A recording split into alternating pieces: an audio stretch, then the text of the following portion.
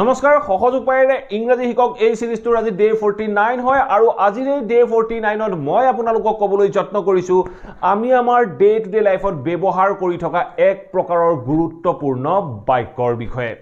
আমি আমাৰ day to day লাইফত প্ৰায় এনে ধৰণৰ কিছুমান বাক্য কৈ থাকো যে সম্ভাৱনা আছে তাই আজি অহাৰ সম্ভাৱনা আছে কাইলৈ ৰ'দ দিয়াৰ সম্ভাৱনা আছে তাই এক্সামটো পাস কৰাৰ সম্ভাৱনা আছে এনে ধৰণে যিবোৰ বাক্য কওঁ এই সম্ভাৱনা আছে বুলি ক'বলৈ যাওঁতে আমি কেনেদৰে বাক্যটো ইংৰাজীত ক'ব লাগে গতিকে আমাৰ ডে টু ডে লাইফৰ বাবে এই সেন্টেন্সবোৰ অত্যন্ত গুৰুত্বপূৰ্ণ হ'ব আপোনালোকে এক সেকেন্ডো স্কিপ নকৰাকৈ ভিডিওটো শেষলৈকে চাওক আৰু আপোনালোকে ভিডিওবোৰ চাই প্লিজ লাইক আৰু শ্বেয়াৰ কৰি যাব আপোনালোকৰ লাইক আৰু শ্বেয়াৰে মোৰ ভিডিও বনাত যথেষ্ট মেটাৰ কৰে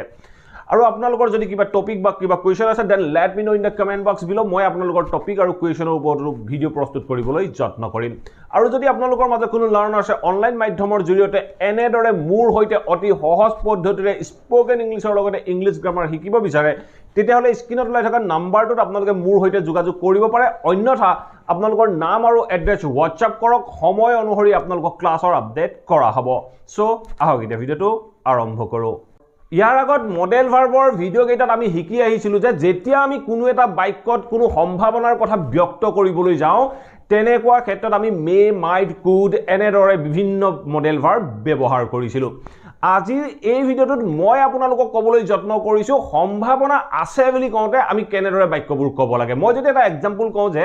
আজি বৰষুণ দিয়াৰ সম্ভাৱনা আছে আজি বৰষুণ দিয়াৰ সম্ভাৱনা আছে আপুনি বাক্যটোত এই সম্ভাৱনা শব্দটো ব্যৱহাৰ কৰিছে গতিকে এই সম্ভাৱনাৰ কাৰণে আমি কি ব্যৱহাৰ কৰিব লাগিব তাৰ বিষয়ে জানিব লাগিব যেতিয়া আমি সম্ভাৱনা আছে বা সম্ভাৱনা আছিল এনে ধৰণে ক'বলৈ যাওঁ তেনেকুৱা ক্ষেত্ৰত আমি এটা ফ্ৰেজ ব্যৱহাৰ কৰো সেই ফ্ৰেজটো হ'ল লাইকলি টু আমি ব্যৱহাৰ কৰো যেতিয়া আমি বাক্যটোৰ অৰ্থ প্ৰকাশ কৰিবলৈ যাওঁ সম্ভাৱনা আছে সো আমি কেনেদৰে বাক্যত ব্যৱহাৰ কৰিব পাৰো আমি সাবজেক্টৰ পিছত according to the tense আমি be verb ব্যৱহাৰ কৰিব লাগিব প্ৰেজেন্টত বাক্যটো গলে আপোনালোকে প্ৰেজেন্টৰ be verb ব্যৱহাৰ কৰিব আৰু পাষ্টত যদি বাক্যটো ক'বলৈ যায় তেনেকুৱা ক্ষেত্ৰত পাষ্টৰ be verb was আৰু were ব্যৱহাৰ কৰিব পাৰে সো আমি কেনেদৰে বিভিন্ন বাক্যত ব্যৱহাৰ কৰিম তাৰ বিষয়ে জানিবলৈ যত্ন কৰো দুই চাৰিটা এক্সাম্পলৰ সহায়ত মই এটা বাক্য কৈছিলো যে আজি বৰষুণ দিয়াৰ সম্ভাৱনা আছে আজি বৰষুণ দিয়াৰ সম্ভাৱনা আছে বুলি ক'বলৈ যাওঁতে আমি বাক্যটো কেনেদৰে ক'ব লাগিব আজি সম্ভাৱনা আছে বৰষুণ দিয়ে বুলি কওঁতে আমি কি ক'ম ইট ৰেইনছ বা ইট ইজ ৰেইনিং বৰষুণ দি আছে এনে ধৰণে আমি বিভিন্ন বাক্য কওঁ এতিয়া মই বাক্যটো কৈছো আজি বৰষুণ দিয়াৰ সম্ভাৱনা আছে এই বাক্যটোত ইট আমি এজ এ সাবজেক্ট হিচাপে লম ইটৰ লগত আমি প্ৰেজেন্টৰ বি ভাৰ্ব ব্যৱহাৰ কৰো ইজ তেতিয়া আমি ক'ব লাগিব it is likely to It is likely to তাৰ পিছত যেটো ভাৰ্ব হ'ব ভাৰ্বটো সদায় আমি বেস ফৰ্মত ব্যৱহাৰ কৰিব লাগিব তেতিয়া আমি বাক্যটো ক'ব লাগিব it is likely to rain today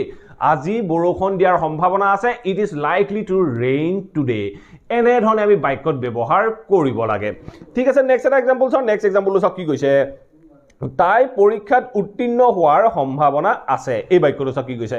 তাই পৰীক্ষাত উত্তীৰ্ণ হোৱাৰ সম্ভাৱনা আছে বা তাই কিবা এটা এক্সাম দিলে তেতিয়া মই কৈছো যে তাই এই এক্সামটোত পাস কৰাৰ সম্ভাৱনা আছে তেতিয়া মই কি কম আছে বুলি কৈছো তেতিয়া মই ইজ বা প্ৰেজেন্টত বাক্যটো কম তাই বুলি কওঁতে সি হ'ব আৰু সিৰ লগত ইজ বি ভাৰ্ব ব্যৱহাৰ হ'ব তাৰ পিছত আমি লাইকলি টু ব্যৱহাৰ কৰিম তেতিয়া আমি বাক্যটো ক'ব লাগিব সি ইজ লাইকলি টু এটা চাওক পাস হোৱাৰ সম্ভাৱনা আছে টুৰ পিছত আমি ভাৰ্বৰ বেস ফৰ্ম ব্যৱহাৰ কৰিম তেতিয়া আমি বাক্যটো ক'ব লাগিব she is likely to pass the examination তাই এক্সামটো পাস কৰাৰ সম্ভাৱনা আছে ঠিক আছে এতিয়া আমি নেক্সট এটা এক্সাম্পল চাও কি কৈছে আজি অধ্যক্ষজন স্কুললৈ অহাৰ সম্ভাৱনা নাই আজি অধ্যক্ষজন স্কুললৈ অহাৰ সম্ভাৱনা নাই বা প্ৰিন্সিপালজন স্কুললৈ অহাৰ সম্ভাৱনা নাই এনে ধৰণে যদি ক'ব লগা হয় আমি বাক্যটো কেনেদৰে ক'ব পাৰো মই বাক্যটো সম্ভাৱনা নাই নিগেটিভত কৈছো সো যেতিয়া আপুনি নিগেটিভত ক'বলৈ যাব যেটো বি ভাৰ্ব হ'ব বি ভাৰ্বৰ পিছত আপুনি সিম্পলি নট ব্যৱহাৰ কৰক সো আপোনাৰ সেন্টেন্সটো কাৰেক্ট হৈ পৰিব সো মই কৈছো যে অধ্যক্ষজন প্ৰিন্সিপালজন স্কুললৈ অহাৰ সম্ভাৱনা নাই তেতিয়া মই দা প্ৰিন্সিপাল তেতিয়া প্ৰিন্সিপালৰ লগত মই ব্যৱহাৰ কৰিম is not likely to the principal is not likely to come to the school today the principal is not likely to come to the school today মানে প্ৰিন্সিপালজন আজি স্কুললৈ অহাৰ সম্ভাৱনা নাই the principal is not likely to come to the school today এনেধৰণে আমি বাক্যটো ক'ব লাগে ঠিক আছে এতিয়া আমি নেক্সট সেন্টেন্স কি কৈছে তেওঁ প্ৰকল্পটো শেষ কৰাৰ সম্ভাৱনা আছে যদিও ই এক প্ৰত্যাহ্বান হ'ব এই বাক্যটো কি কৈছে তেওঁ প্ৰকল্পটো শেষ কৰাৰ সম্ভাৱনা আছে যদিও ই এক প্ৰত্যাহ্বান হ'ব বা ই এক চ্যালেঞ্জ হ'ব এনেধৰণে ক'বলৈ যাওঁতে আমি বাক্যটো কেনেদৰে ক'ব পাৰোঁ মই বাক্যটো কি কৈছো তেওঁ প্ৰজেক্টটো বা প্ৰকল্পটো শেষ কৰাৰ সম্ভাৱনা আছে বুলি কওঁতে মই বাক্যটো কি ক'ম হি ইজ লাইকলি টু কি কৰাৰ সম্ভাৱনা আছে শেষ কৰাৰ সম্ভাৱনা আছে তেতিয়া আমি বাক্যটো ক'ব লাগিব he is likely to finish the project but it will be a challenge এনেধৰণে আমি বাক্যটো ক'ব লাগিব মই বাক্যটো ক'লো যে he is likely to finish the project but it will be a challenge তেওঁ প্ৰজেক্টটো শেষ কৰাৰ সম্ভাৱনা আছে কিন্তু বা যদিও ই এক প্ৰত্যাহ্বান হ'ব বা চ্যালেঞ্জ হ'ব ঠিক আছে এতিয়া আমি নেক্সট সেন্টেন্স কি কৈছে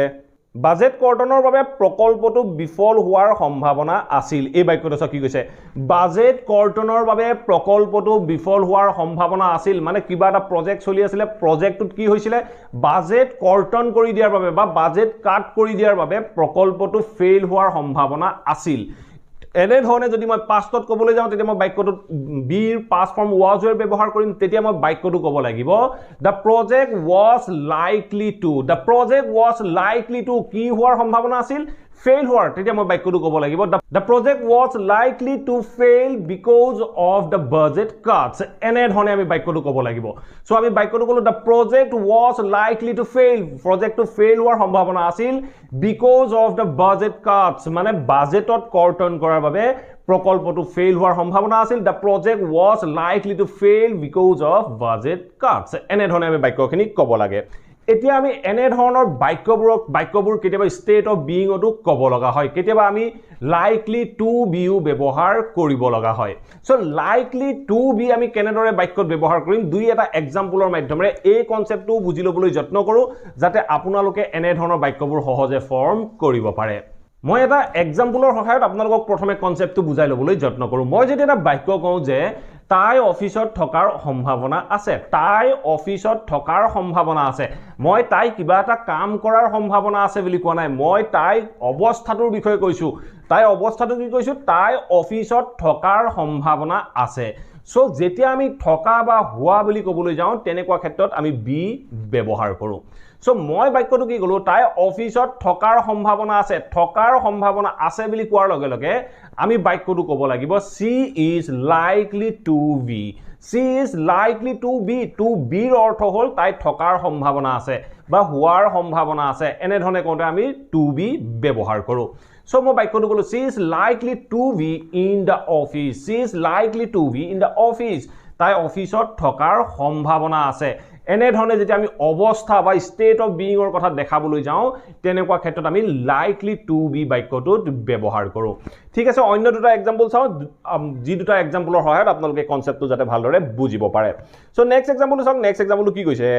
কালিলৈ ৰ'দ দিয়াৰ সম্ভাৱনা আছে এই বাক্যটো চাওক কি কৈছে কালিলৈ ৰ'দ দিয়াৰ সম্ভাৱনা আছে অহা কালিলৈ ৰ'দ দিয়াৰ সম্ভাৱনা আছে যেতিয়া আমি বতৰ বা আমি তাৰিখ বা সময়ৰ কথা কওঁ তেনেকুৱা ক্ষেত্ৰত আমি সাবজেক্টৰ স্থানত ইট ব্যৱহাৰ কৰো তেতিয়া আমি ইটৰ লগত ইজ ব্যৱহাৰ কৰিম তেতিয়া সম্ভাৱনা আছে কাইলৈ মই দিনটোৰ অৱস্থাৰ বিষয়ে কৈছো তেতিয়া মই বাক্যটো ক'ব লাগিব it is likely to be মানে কাইলৈ হোৱাৰ সম্ভাৱনা আছে কি হোৱাৰ সম্ভাৱনা আছে it is likely to be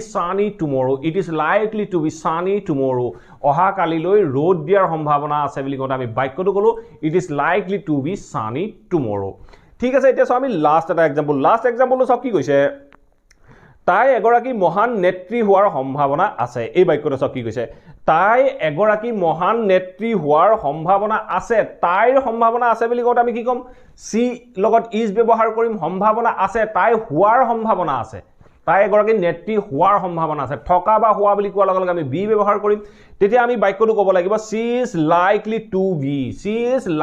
to be কি হোৱাৰ সম্ভাৱনা আছে এগৰাকী ভাল লিডাৰ বা নেত্ৰী হোৱাৰ সম্ভাৱনা আছে বুলি কওঁতে আমি বাক্যটো ক'ব পাৰো she is likely to be a great leader to be a great leader তাই এগৰাকী মহান লিডাৰ বা মহান নেত্ৰী হোৱাৰ সম্ভাৱনা আছে বুলি কোৱা আমি বাক্যটো কলো she is likely to be a great leader এনে ধৰণে আমি বিভিন্ন বাক্যত লাইকলি টু ব্যৱহাৰ কৰিব পাৰো যেতিয়া আমি বাক্যটো যেতিয়া সম্ভাৱনা আছে বা সম্ভাৱনা আছিল বুলি